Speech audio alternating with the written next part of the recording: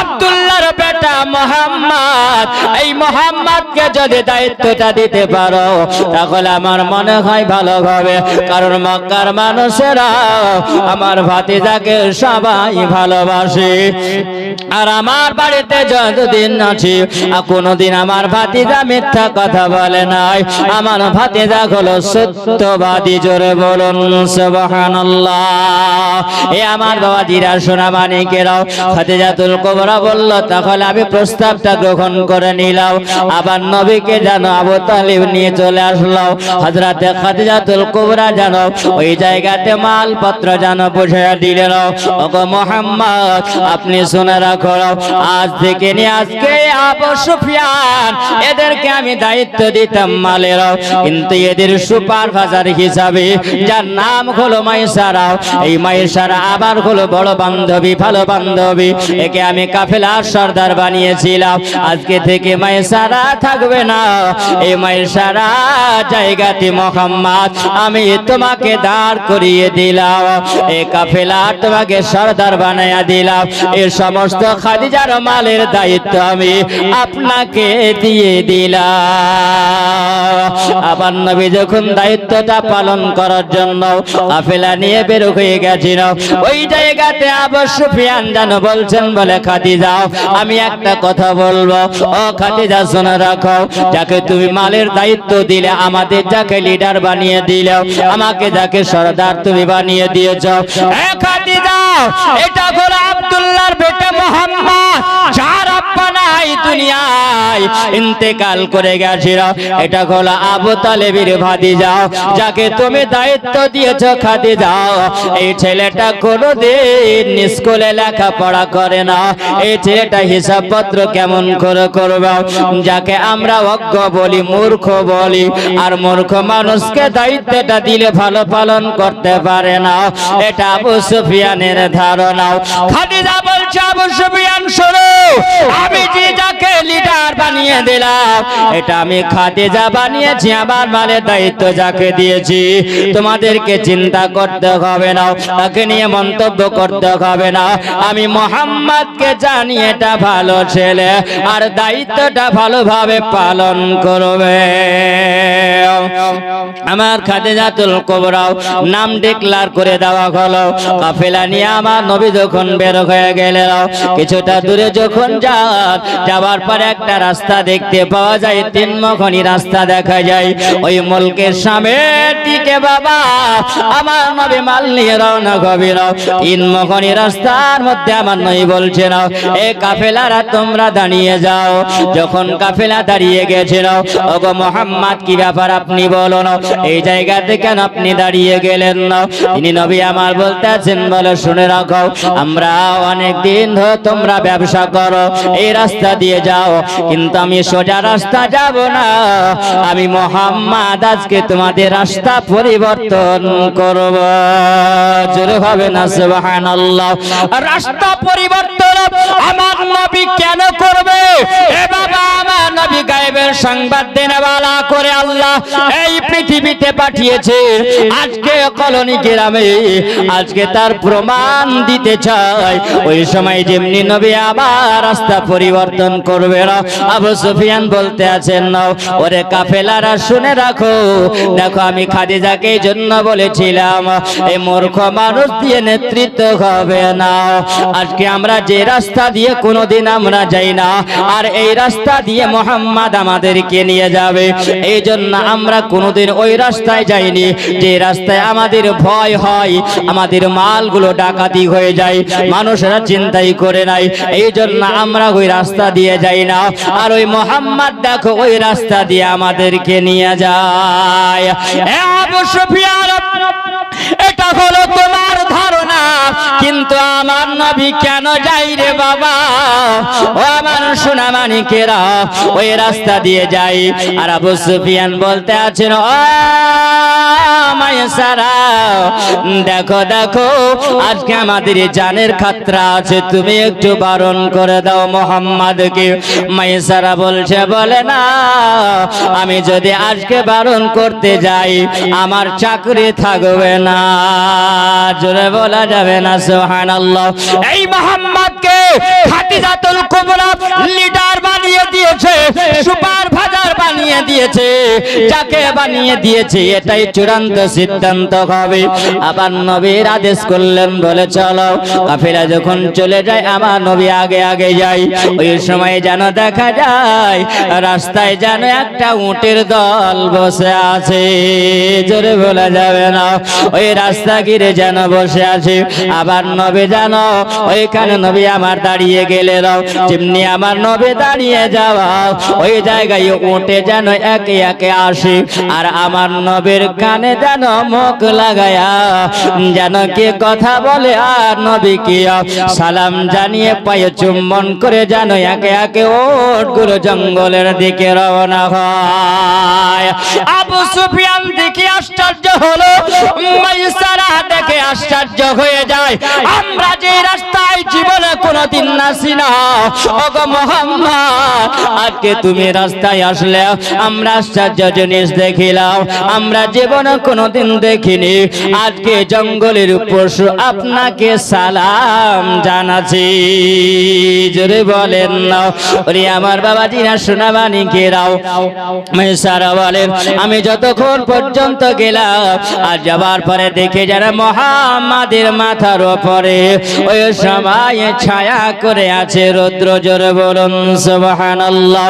সূর্যের কিরণ যখন লাগে আমাদের শরীরে রৌদ্র লেগে যায়, কিন্তু মুহাম্মাদের শরীরে দেখি মাথার উপরে একটা মেঘমালা ছায়া করে চলে। এইরকম করে যখন রাস্তা দিয়ে চলে যাই, মাইসারা বলে যত রাস্তা আমরা আসিলাম সব রাস্তা নবীর মাথার উপরে ছায়া করে এসেছি। খাদিজা ওই সময় নবী আমার চলতে লেগেছিল, যেমনি চলে যাওয়া ওই সময় বাবা দেখা গেল যেই জায়গাতে নবী আমার 12 বছর বয়সী, যেই জায়গাতে নবী আমার টেরা লাগিয়েছিলেন ওই জায়গাতে নবী আমার একটু ঠিক লাগালেন না। ওই জায়গায় কাফেলাকে বললেন তোমরা এই জায়গাতে দাঁড়িয়ে যাও, ওখানে দাঁড়িয়ে যাওয়া হলো। আবার নবী যেন যেই ছোটবেলায় গাছের নিকটে এসেছিলেন, আবার নবী যেন ওই গাছের নিকটে গাছের গোড়ায় গিয়ে আবার নবী আরাম করছেন, জোরে বলুন সুবহানাল্লাহ। আবার নবী যেন নির্জনময় জায়গায় নবী আবার বসে বসে আল্লাহকে স্মরণ করেছেন, জোরে বলো। আর আপন চাচার কথা ভাবে, বলে আল্লাহ আমার চাচার সঙ্গে আমি এই জায়গাতে 12 বছর বয়সে এসেছিলাম, আর সর্বপ্রথমে আমার ব্যবসা হলো এই খাদিজার মাল নিয়ে আমি মুলকের সামনের দিকে রওনা হয়েছি। আবার নবী যেন বসে বসে আছেন না, আর ওই জায়গাতে যে গির্জা থেকে ওই দেখা গেল এক রাহাব নাস্তুর, এই রাহাব নাস্তুর যেন তাওরাত খুলে বসে আছেন, আর তিনি ইনজিল খুলে বসে আছেন। এই জব্বর পড়তে পড়তে তিনি বলেন না, ওগো রব্বুল আলামিন আল্লাহ তুমি আমাকে জব্বরের জ্ঞান আল্লাহ তুমি আমাকে দিয়েছ, আমাকে ইনজিলের জ্ঞান দিয়েছ, আমাকে তুমি মাওলা তাওরাতের জ্ঞান আল্লাহ দিয়েছ। এই তাওরাত কিতাবটা মুসা পয়গম্বরের উপর আল্লাহ তুমি নাজিল করেছো, এই জব্বরটা দাউদ আলাইহিস সালামের উপর আল্লাহ তুমি নাজিল করেছো। এই রব্বুল আলামিন আল্লাহ এই ইনজিল শরীফটা আল্লাহ তুমি নাজিল করেছো ওই পয়গম্বর যিনি হলেন ঈসা আলাইহিস সালাম, আর ঈসা নবী জানিয়ে দিয়েছেন জগৎবাসীরা তোমরা শুনে রাখো আমার 500 বছর পর এই পৃথিবী জগতে একজন নবী আসবেন যার নাম হবে মুহাম্মদ, আর আসমানে হবে আহমদ, জোরে বলা যাবে না। তাওরাতের মধ্যে আবার নবীর নামের জিকির আছে, উনি তাওরাত খান যখন খুলে নিয়েছেন তাওরাতটা খুলে তিনি পড়তে আছেন না। তিনার বয়স যখন বাবা ওই সময় 22 থেকে 24 বছর হবে, ওই সময়তে তিনি আসবেন মুলকের সামনে ব্যবসাতে, আর ব্যবসাতে আসার পরে ওই গাছের নিকটে তিনি বসবেন, আর ওই গাছের নিকটে তিনি বসে যাবেন, আর তিনার সঙ্গে একটা কাফেলা আসবে, আর কাফেলার সঙ্গে সঙ্গে আসবেন আর ওই কাফেলার লিডার হবে তিনি, সর্দার হবে তিনি, যার নাম হবে মুহাম্মদ। তিনি একবার তাওরাতের দিকে নজর করে আর আমার নবীর দিকে একবার করে নজর করতে আসে না। যত তাওরাতটা পড়ে যায় আমার নবীর দিকে নজর দিয়ে যায়। ওই সময় যত নজর দেখে একবার কিতাবের সঙ্গে শামিল হয়ে গেছে। এ বাবা জিনা ওই সময় জানো আমার নবীকে যেন ডাক দেওয়া হলো।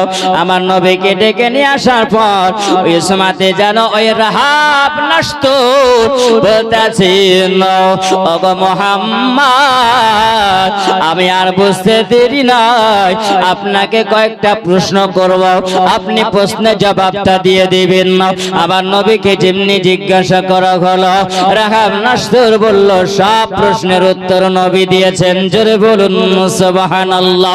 যেমনি দাও আমার নবী জানো আমার নবীর সঙ্গে যিনি এসেছেন দেখভাল করার জন্য মাইসারা, ওই মাইসারাকে ডাকা হলো। ওই মাইসারাকে ডাকার পরে রাহাব নাস্তুর বলছে বলে মাইসারা রে, যাকে তোমরা যাকে সঙ্গে করে নিয়ে এসেছো আর যাকে তোমরা লিডার বানিয়ে রেখেছো, যিনি তোমাদের হবে নেতা, ইনি শুধু তোমাদের নেতা নয়, ইনাকে আল্লাহ দোনো জাহারের নেতা করে বানিয়েছে। এ মাইসারা ইনার বয়স যখন 40 বছর বয়স হবে ইনি তখন একটা নতুন ধর্ম চালু করবে, যে ধর্মটার নাম হলো ইসলাম। যদি বলা যাবে না এরে আমার বাবা জিনা শোনাবারি কে রাও, ও মাইসারা শুনে রাখো তোমরা আগে আর যেও না। ও গো মাইসারা এই ছেলেটার অনেক দুশ্মন হয়ে যাবে, তোমরা জামে মাল বেচা কিনা হয়ে গেছে, তোমরা চলে যাও এখান থেকে, রিটার্ন চলে যাও। যেমনি বলো ওই সময় জানো মাইসারা আর আগে যাই না। আবার নবীকে বলেন গো মুহাম্মদুর রাসূলুল্লাহ সাল্লাল্লাহু তাআলা আলাইহি ওয়াসাল্লাম আপনি আর আগে যাবেন না, আপনি চলে যান মক্কার দিকে রওনা হয়ে যান। আবার নবী যেন এখান থেকে মালপত্রগুলো সব গুছিয়ে নিল। মাইসারা বলে আমরা মুলকে শাম পৌঁছাতে পারলাম না, যত মাল সব আমাদের বিক্রি হয়েছে। জোরে বলো আমরা আগে মাল নিয়ে এসেছি, আমরা মাল বাড়ি রিটার্ন নিয়ে গেছি, কিন্তু আমরা সেই দিনে মুহাম্মদকে সঙ্গী করে বানিয়েছিলাম, সেই দিনে আমরা ডবল টাকার বেচা কিনা করেছিলাম।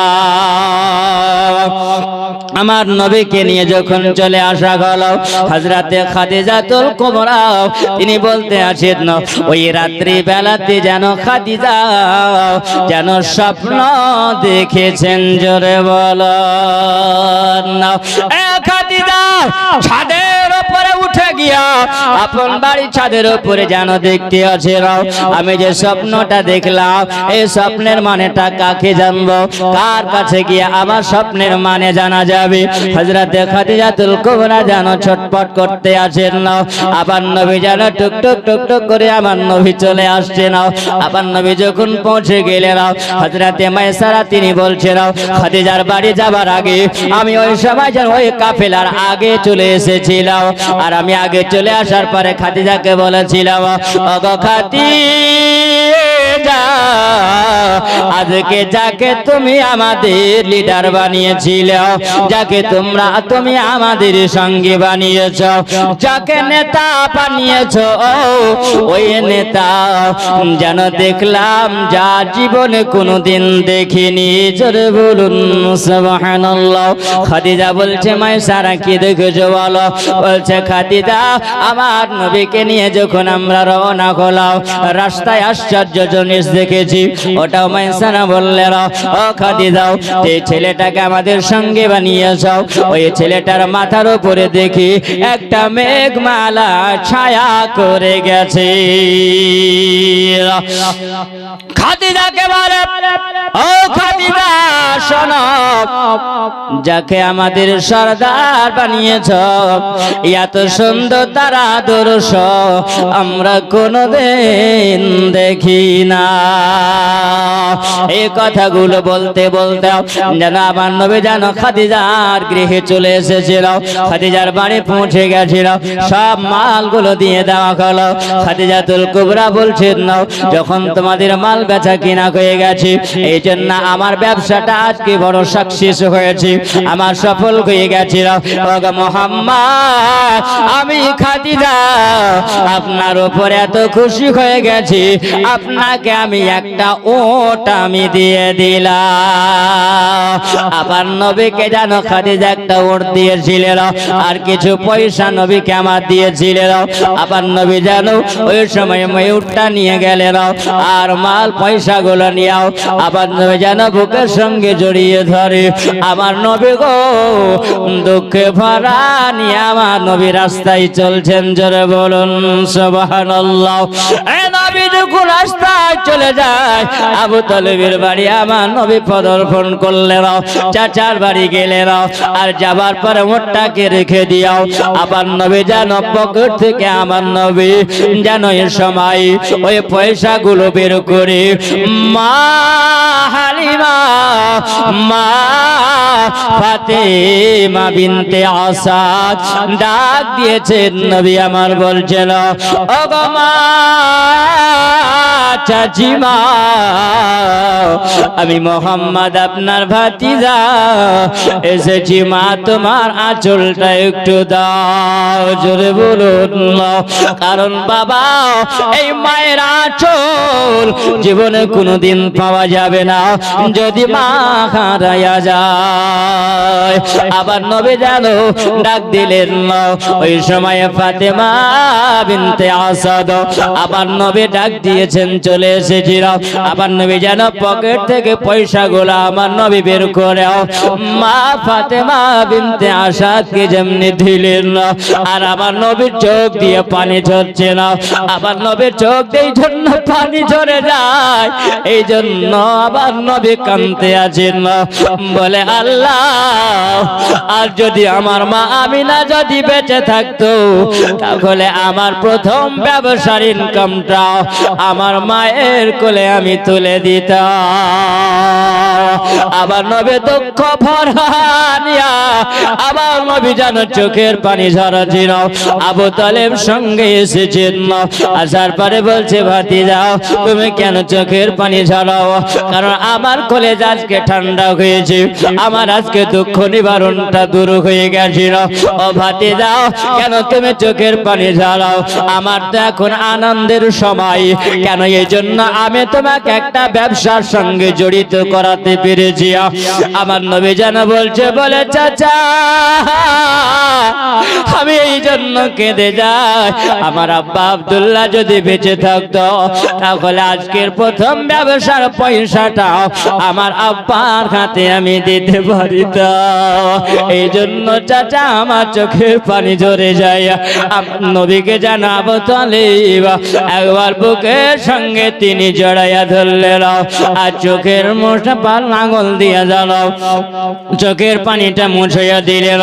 হযরতে ফাতেমা বিনতে আসাদ আমার নবীকে যেন ডেকে বলছেন, বলে ভাতিজা তুমি মায়ের জন্য দুঃখ প্রকাশ করিও না, কারণ তোমার চোখের পানি যদি ঝরে যায় বেটা, আমি তোমার চাচি জান, আমি এটা সহ্য করতে পারবো না।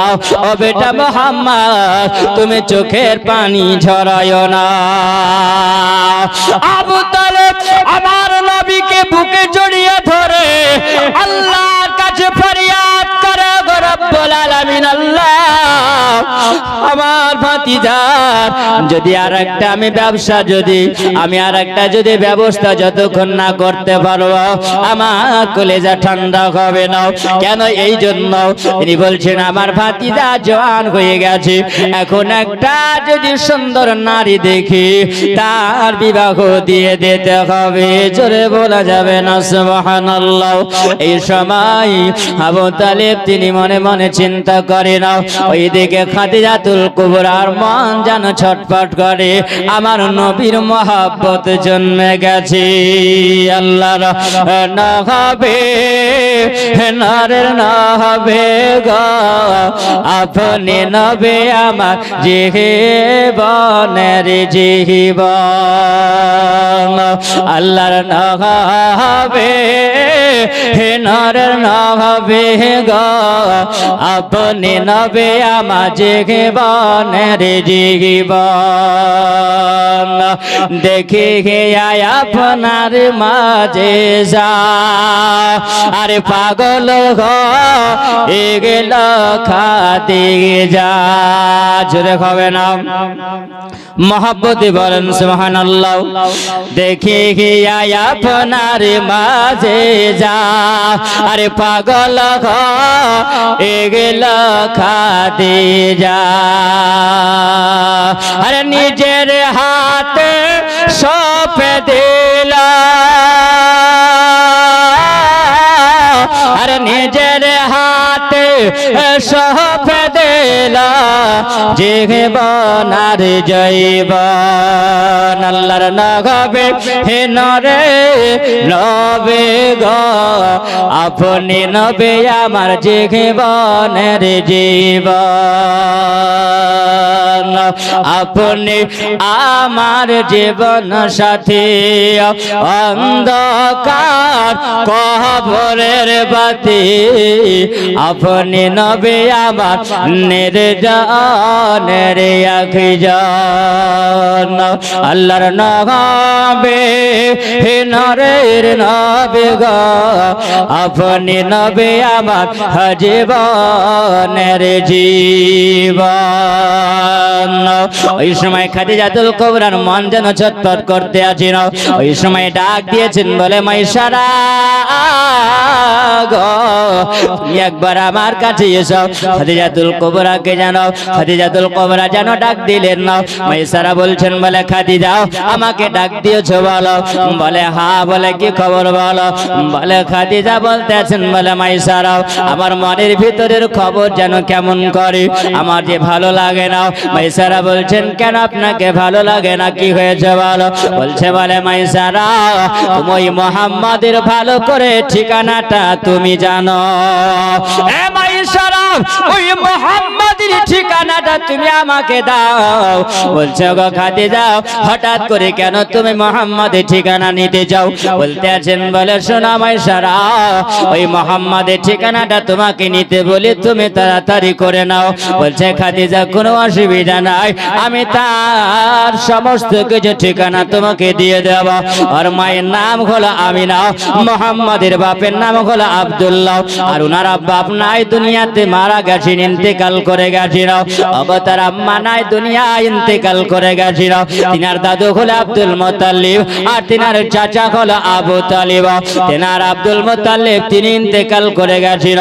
ওকমাই সারাফ এখন ওই মুহাম্মদ তিনার চাচার কাছে থাকে, যার নাম হলো আবু তালিব। আর কি তোমাকে ঠিকানা দেব।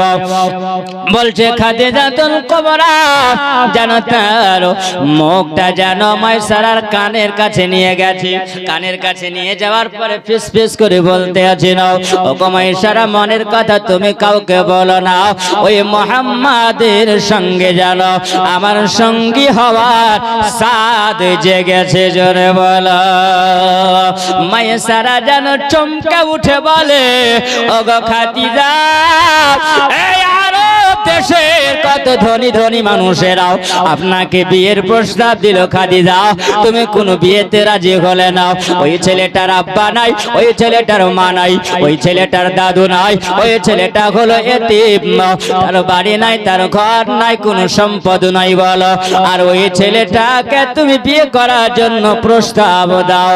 ওগো খাদিজা ওই ছেলেটার এত সুন্দর আখলাক দেখলাম, ওই ছেলেটার এত সুন্দর চরিত্র দেখলাম খাদিজা, মনে হয় তোমার বয়স হলো এখন 40 বছর বয়স, আর ওই ছেলেটার বয়স যদি হয় তাহলে 24 থেকে 25 বছর বয়স।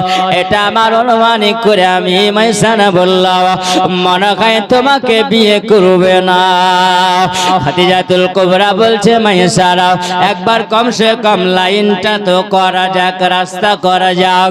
মাইসারা বলছেন আমি কেমন করে বলবো, আবু তালিবকে বলতে পারবো না, তবে খাদিজা একটা রাস্তা আছে, খাদিজা তার চাচি হলো, আর ওই চাচিকে যদি খবর দেওয়া যায়, ওই চাচিকে যদি খবর দেওয়া হয় তাহলে নিশ্চয় চাচি খবর দিবে তার ভাইকে। আবু তালেবকে যদি খবর দিয়ে দেয়, এই খবর দিয়ে দিলে পরে রাস্তাটা ক্লিয়ার হয়ে যাবে। খাদিজা বলছে দেরি করা যাবে না, তাড়াতাড়ি করে যাও, তুমি কথাবার্তা বলো। মাইসারা যেন টুক টুক টুক টুক করে চলে যায়। মাইসারা যখন চলে যায়, যাওয়ার পরে আমার নবী মুস্তাফা সাল্লাল্লাহু তাআলা আলাইহি ওয়াসাল্লামের এ ফোপর কাছে এসে বাবা যেমনে পৌঁছাও, নার ফোপো বলতে আছেন বলে মাইসারা রে কি ব্যাপার হঠাৎ করে এত সকাল সকাল তুমি আমার কাছে এসেছো বলো। বলতে আছেন বলে বোন আমি এই জন্য আসছিলাম, তোমার ভাতিজা মোহাম্মদ আব্দুল্লাহর বেটাও, ওনার খবর নিয়ে আসলাম। বলছে এমন সকাল সকাল তুমি কি খবর নিয়ে এসেছো বলো, খাদিজার মাল নিয়ে কি কোনো একটু গন্ডগোল লেগেছে নাকি? বলছে বলে না না, খাদিজার মাল নিয়ে কোনো গন্ডগোল লাগে না, আমি একটা ভালো প্রস্তাব নিয়ে এসেছি বলো।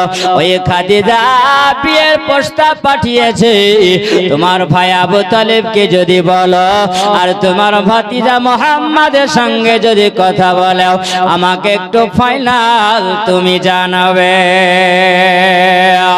ওই সময় জানো আমার নবীর ফুফুটা যেন চলে গেল কোথায়, ভাইয়ের কাছে গেল, আর ভাইকে প্রস্তাব দেওয়া হলো। বলে ভাই আবু তালেব বলো খাদিজার দরবার থেকে একটা প্রস্তাব এসেছে, আমার ভাতিজা মুহাম্মাদের জন্য বিয়ের প্রস্তাব। ওই সময় আকাশের দিকে তাকিয়ে জানো আবু তালেব বলতেছেন বলে আল্লাহ, কত ধনী ঘরের মানুষেরা খাদিজাকে প্রস্তাব দিয়েছে কিন্তু বিয়ে করে না। আমার মুহাম্মদ ভাতিজার বয়স হলো মাত্র 25 বছর বয়স, আর ওই খাদিজা 40 বছর বয়স। আমার ভাতিজাকে রাজি হবে, আমার ভাতিজাকে একবার জানতে হবে। ওগো মাইসারা তবে তোমার কাছে খবর পৌঁছাবে। আবার নবীর কাছে আবু তালেব আসার পরে বলছে বলে ভাতিজা মুহাম্মদ আবার বড় একটা মাথায় বোঝা আছে, আমার বড় একটা চিন্তা আছে ভাতিজা, আজকে তোমার বিয়ের জন্য আমি প্রস্তাব দিব, তুমি কি বিয়ে করতে রাজি আছো? আবার নবী জানো চাচার দিকে তাকিয়ে বলছেন চাচা গো আপনি যেটা করবেন না আমি মুহাম্মদ আপনার কথা মেনে নেব। আমার আবু তালিব জানো আলহামদুলিল্লাহ পড়ে বলেন আল্লাহ, এই খাদিজার সঙ্গে যদি আমার নবী আমার ভাতিজা মুহাম্মদ যদি বিয়ে দিতে পারি, তাহলে খাদিজা হলো মক্কার বড় লোক ধনী মেয়ে। আজকে ওই খাদিজার সঙ্গে বিয়ে হয়ে গেলে আমার আর কোনো চিন্তা হবে না। জোরে বলা যাবে না সুবহানাল্লাহ। বাবা প্রস্তাব নিয়ে চলে যাওয়া হলো, খাদিজার মনের আনন্দতে তিনি আসেন না। বাবা আবু তালেব বলেন প্রস্তাব নিয়েছে যখন দিন যাদ্য সব হয়ে গেল, আমার নবীকে জানো সুবহানাল্লাহ দুলহা করে বানাবে না। আমার নবী জানো ওই সময়তে নবীর আমার চোখ দিয়ে পানি ঝরতে আছেন, কেন আমার নগে পানি ঝরে না, এই জন্য আমার নবীর চোখ দিয়ে পানি ঝরে যায়। কত বিয়ের প্রস্তাব, ওই সময় কোন জওয়ান ছেলে কোন ছেলে মেয়ের যখন বিবাহ হয় বাবা বলো বাপ মা থাকলে কত আনন্দিত হয়, কত আনন্দ পাই।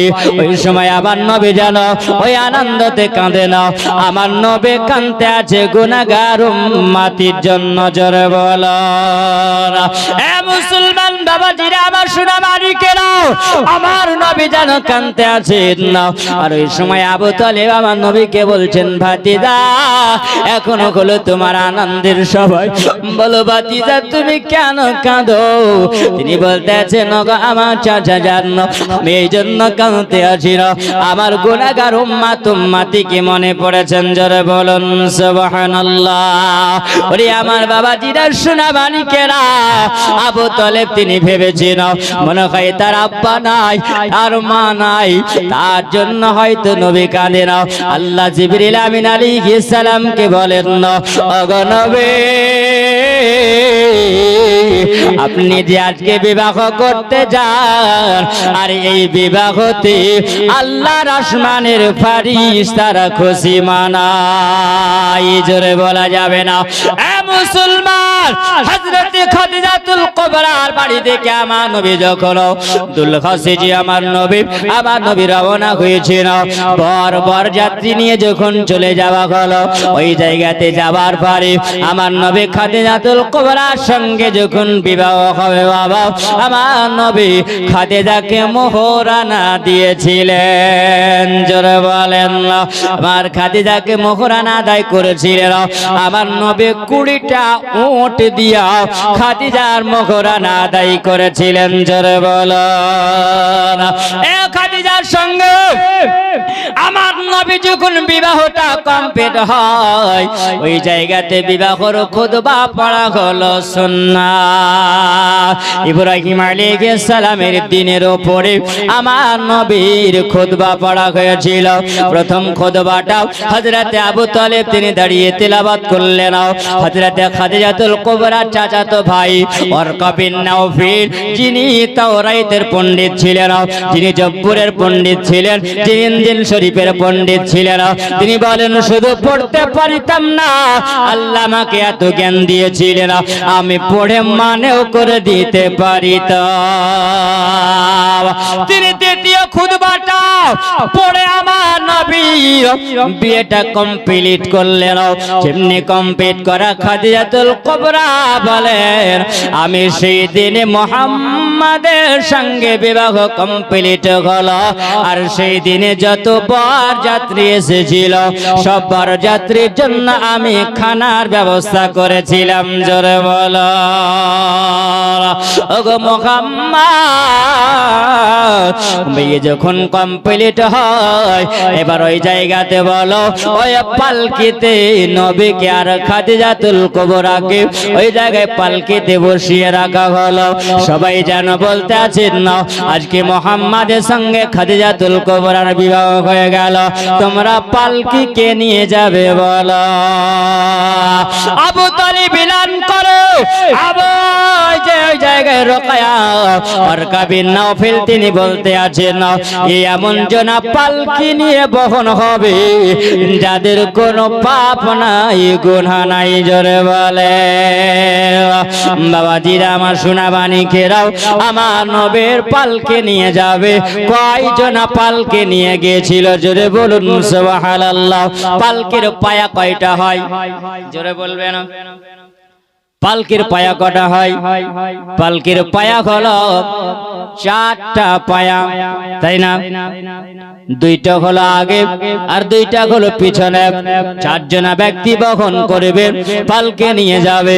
ওই সময় আল্লাহ রাব্বুল আলামিনের কাছে যেন আরজ করতে আছেন ওগো রব্বুল আলামিন আল্লাহ একবার যদি আমাদেরকে হুকুম দাও তাহলে আমার রাহমাতাল লিল আলামিন আর খাদিজাতুল কুবরা বিবাহ হয়ে গেছে আল্লাহ আমরা ওই বিবাহতে চলে যাব, জোরে বলো। এমনকি মা আমিনার আর আব্দুল্লাহ যখন বিবাহ হয় ওই বিবাহের সময় আমরা গিয়েছিলাম। এখন আল্লাহ আমাদেরকে একবার ছুটি দেওয়া হোক। আল্লাহ বলেন মালাইকা ফেরেশতারা তোমরা চলে যাও। কে এসেছিল ওই জায়গায়? জিবরিল আমিন আলাইহিস সালাম, হযরত মিকাইল আলাইহিস সালাম, ইসরাফিল আলাইহিস সালাম আর ইসরাইল আলাইহিস সালাম। চারজন ফেরেশতা এসে বাবা হযরতে খাদিজাতুল কুবরা ওই পালকি বহন করে যেন তিনার বাড়ি নিয়ে গেছেন। জোরে বলুন সুবহানাল্লাহ।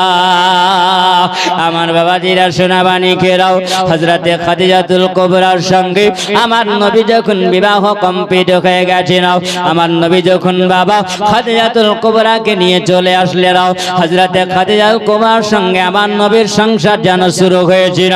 আর এই সময় যেন মক্কার মানুষেরা ওই খাদিজাতুল কুবরাকে ঠাট্টা মজা করতে আরম্ভ করেছিল। ওগো খাদিজা বলো বলো বলো, আজকে কত ধনী ঘরের মানুষেরা তোমাকে বিবাহের জন্য তারা প্রস্তাব দিল। খাদিজা তুমি কাউকে তুমি বিবাহ করার জন্য রাজি হলে না খাদিজা, আর তুমি এমন একজনকে বিবাহ করলে খাদিজা, তবে শুনো, যার বাড়ি নাই, যার ঘর নাই, যার কোনো টাকা নাই, পয়সা নাই, কোনো সম্পদ নাই, ও খাদিজা একটা এতিম ছেলেকে তুমি বিবাহ করেছ। ওগো খাদিজা তুমি তো এমন ছেলেকে বিবাহ তুমি করলে, সবাই ছেলেটার জন্য এই মক্কার মানুষেরা বলতে আছেন খাদিজা, তোমার সমালোচনা করতে আছেন খাদিজা। আমার খাদিজার কানে যেমনি খবরটা আসা, আমার খাদিজা যেন মক্কার সব লোককে দাওয়াত দিয়েছে। যেমনি বাবা খাদিজা দাওয়াত দিয়েছেন, সবাই যেন খাদিজাতুল কুবরার বাড়িতে এসে হাজির হয়ে গেছেন। আবার খাদিজাতুল কুবরা বলতে আসেন, ওগো দাওয়াত গ্রহণ করনে ওয়ালারা, তোমরা দাঁড়িয়ে যাও, একটু বসে যাও, তারপরে তোমাদের খাবার বিতরণ করা হবে। আমি জানি আজকে তোমাদেরকে দাওয়াত করেছি আমি খাদিজা, তোমরা দাওয়াত খেয়ে চলে যাবে। তবে শোনো, দাওয়াত খাবার আগে আমি একটা তোমাদের সম্মুখে এলান করব। এ খাদিজা তুমি কি বলবে বলো? খাদিজা দাঁড়িয়ে গেল, আর দাঁড়িয়ে যাবার পর আমার নবীকে পার্শ্বে নিলে নাও।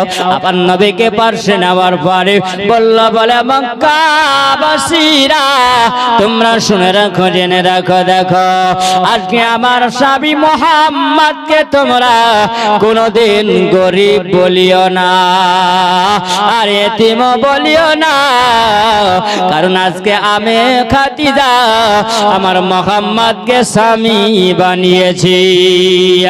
আমার মাল যতগুলো তোমরা সম্পদ দেখতে পাও, এই মুহাম্মাদের পায়ের তলায় আমি আজকে ঠেলে দিলাম। আমার কোনো মাল নয়, আজকে সমস্ত মালের দায়িত্ব যিনি বহন করবে তিনি হবেন আমার স্বামী মুহাম্মাদুর রাসূলুল্লাহ। আমার খাদিজা আমার নবীর কদমে সমস্ত কিছু সব মাল ঢেলে দিলেন। বলে, ওগো নবী, আজ থেকে আমার কোনো দায়িত্ব নাই, কেন আপনার মাল আপনাকে সব আমি দিয়ে দিলাম। আপনার যাকে ইচ্ছা হবে আপনি তাকে দিতে পারেন, কোনো অসুবিধা হবে না। মক্কার মানুষেরা সবাই জেনে নিল, বলে খাদিজা তোমার স্বামীকে তুমি মালের দায়িত্ব দিয়ে দিলাও। বলে, হ্যাঁ, আজ থেকে মুহাম্মদকে তোমরা গরিব বলিও না। সবাই খানা খেয়ে চলে গেল। আমার নবী জানো খাদিজাতুল কুবরাকে বলে, ওগো খাদিজা বলো, তুমি আজকে আমাকে বিবাহ করলে খাদিজা, আজকে তোমার মালগুলো আমার কদমে তুমি ঠেলে দিয়েছ। খাদিজা একটা তোমার কাছ থেকে অনুমতি নিতে চাই। খাদিজা বলছেন, নবী গো, আপনি কি নেবেন গো আমার স্বামী? ওগো আমার মাথার মুকুট, ওগো আমার মাথার তাজ, আপনি আমার কাছ থেকে কি অনুমতি নেবেন বলো না। আপনাকে বিবাহ করে আমি খাদিজা ধন্য হয়েছি। জোরে বলো না।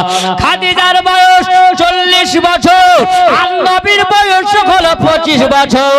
কিন্তু খাদিজা বলে, ইয়া রাসূলুল্লাহ, ওগো মুহাম্মদ, আপনি শুনে রাখো আমার বয়স 40 বছর, কিন্তু শোনো মানুষেরা এটা বলা বলি করবে, কিন্তু আমার আল্লাহ বলে না খাদিজা তোমার বয়স 40 বছর হলে পারে কি হবে, আমার নবীর সঙ্গে বিবাহ হয়ে খাদিজা আমি তোমার জওয়ানি 15 বছরের বানায়া দিয়েছি। এই জন্য কবি বলে না আল্লাহর নবী হে নরের নবী গো আপনি নবী আমার জীবনের জীবন, আপনি নবী আমার জীবনের জীবন। খাদিজার মাল সম্পদ যাহা ছিল আরে নবীর কহা দখমে লুটায়া দিল, জোরে বলো না খাদিজার মাল সম্পদ জাগা ছিল আরে নবীর কহা দমে লুটায়া দিল, আরে ফিরিয়া পাইলা আরে ফেরিয়া পাইল নতুন জীবন আর জৈবন।